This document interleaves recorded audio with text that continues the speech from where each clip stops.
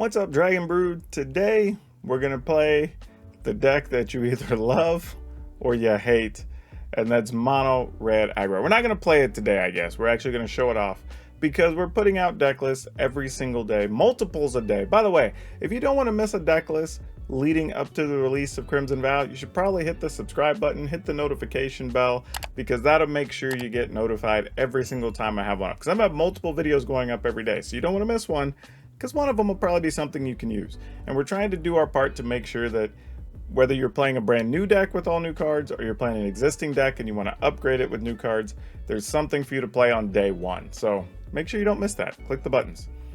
Otherwise, we're going to go ahead and take a look at this Mono-Red Aggro deck featuring some Crimson Vow cards.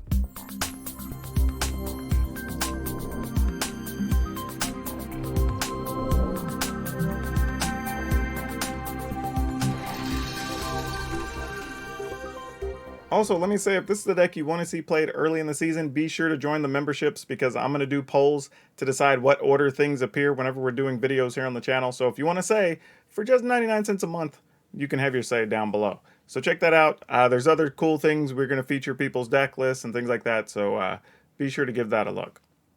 Now, starting at the top of this list, we're going to a card that's new in this set. It's Ancestral Anger. And the reason is we're going to be playing a deck that's trying to play a lot of spells, because we have multiple cards that trigger from you playing spells and turn. And we want to take as much advantage of that as we can. Also, if we can just draw into more small creatures to draw. So we have Ancestral Anger. It's 1 red. Sorcery. Target creature gains trample and gets +X/+0 until an end of turn, where X is 1 plus the number of cards named Ancestral Anger in your graveyard. So the reality is +1, then the next one gives it +2, and the next one gives it +3, right? But you get to draw a card, which is a big deal here, because sometimes we're just trying to get stuff in the yard, find the next spell. So we're going to try it, and I think it's going to be worth it here with what we're playing. We're playing 4 copies of Falkenrath Pit Fighter because it's a 2/1 for 1, and you're not going to really change that much. We do have a couple other vampires in the list as well, so it could lead to us getting more cards late in the game. So it could be very good. Playing 4 Play with Fire, because that's better than Shock.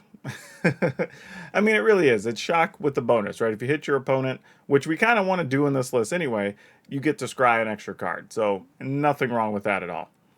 Then we're playing 4 Spike-Filled Hazards. There's actually a couple of reasons now to play Spike-Filled Hazard, right? There's a few vampires that people are going to play that have 1 toughness. The mono-white aggro decks have several things with 1 toughness. Also, getting to exile some things so they don't come back is a big deal. And this lets us skimp on land just a little bit, right? So it's doing a lot of great things for us. Now, we are going to be playing 2 Voldaren Epicure, which is a new card. It's a 1 mana 1/1. When it comes into play, it deals a damage to each opponent, and you create a blood token. And this may not seem like a lot, but it's a 1/1 that pings your opponent, which y'all know as well as anybody. Like, there's been a lot of games where you get your opponent down to less than 5, and it's just hard to assemble 5 damage, right? So this is 1 point that can matter. It is a relevant chump blocker, and it gives you a blood token, which effectively turns any card you want into a cycling card for 1 mana. Again, helping you find those things to finish off your opponent. We're going to play 2 copies of Bloodthirst Adversary. We don't want to play a ton, because early in the game, this isn't a bad card. It's a 2/2 for 2 with haste, which is okay. But it's really on turn 5, 6, 7 when you can reuse a spell out of your graveyard that you really are looking forward to this, because then you can make it into a 3/3 and reuse something. However, we're not going to have that much mana most of the time, so we're only going to play 2 copies of it in this list. Now, one of the new ones we want to try to mess with here is Cemetery Gatekeeper. It's a colorless and a red for a 2/1.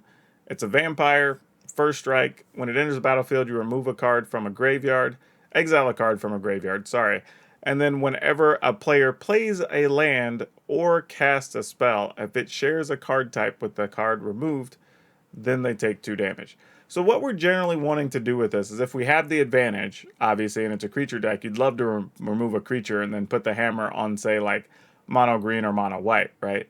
But against the more controlling decks, well, this is the opportunity to exile a land or get rid of a sorcery or whatever. So if they do find the answers to your cards, they're wanting to target your Cemetery Gatekeeper, not something else. partly because they just don't want to take extra damage. But you can almost guarantee 2 damage out of this at a minimum. So we're going to see how it works out. And it first strikes at the very least, which again, when you're playing first strike with burn spells, you can often let your opponent declare their blockers, then shoot the defender, then the first strike damage kills it. So this card could end up being pretty good in this list. Then we're playing Flame Channeler, which is a 2/2 for 2. Whenever you play a spell, you transform it. The backside is a 3/3 and then has the ability to let you play extra cards off the top of your library. So we don't hate that at all, right? Great card, cheap, grows easily because we have tons of spells. Shouldn't be a problem. Playing a full set of Royal Eruption. This is from Zendikar, so it's been around a while. Red and a colorless, deal 3 damage to any target. You can pay kicker of 5 to deal 5 damage. We're almost never going to pay the kicker. Sometimes you will. It'll come in every once in a while. You'll probably win a game because you dome somebody for 5, but it doesn't happen that often. But it is a thing that's available. We're also playing 3 Magmatic Channelers. This is another card from Zendikar that kind of comes and goes and sometimes doesn't really get its proper due. But it's a red and a colorless for a 1/3. As long as you have 4 or more spells in your graveyard, it gets +3/+1, making it a 4/4.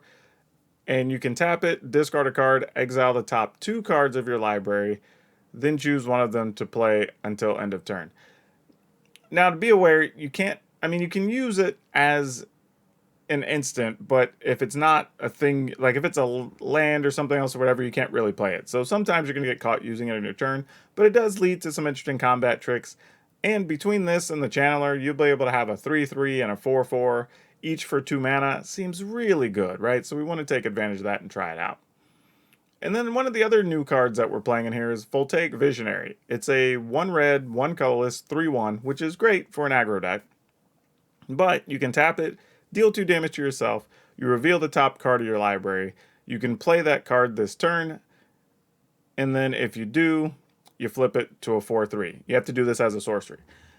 Now the backside, being a 4/3 creature, it can't block, that's fine. That's not our game with this deck.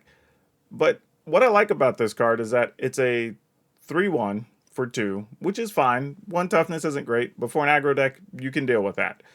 The thing about it, though, is that there's going to be times like, okay, cool, I'd just rather have a 4/3 here, so I'm going to flip this.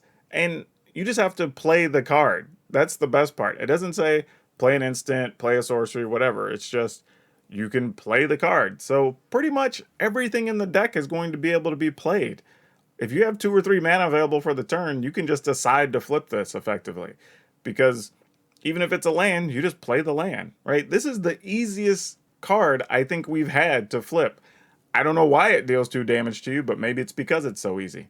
Who knows? But either way, I think it was worth trying in here. Because again, another cheap creature that's big could be exactly what this deck wants.